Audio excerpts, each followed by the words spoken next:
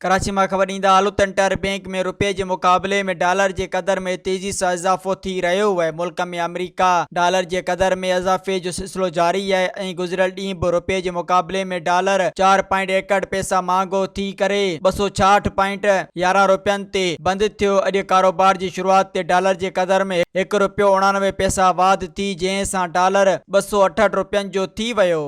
असांजो तमामु हैदराबाद कासमाबाद वारनि लाइ ख़ुशख़बरी, सुमरो वॉलपेपर हैदराबाद कासमाबाद में दुकान खुली वियो आहे ऐं राब्ते लाइ रांझन अली सुमरो साहब आहे, उनजो हेठी लिंक ते नंबर ॾिनल आहे, तव्हां ज़रूरु राब्तो कंदा। मज़ीद ख़बरनि ऐं तफ़सीलात लाइ विज़िट कयो असांजी वेबसाइट www.awamiNewsHD.com ऐं ॾिसंदा रहो अवामी न्यूज़ HD।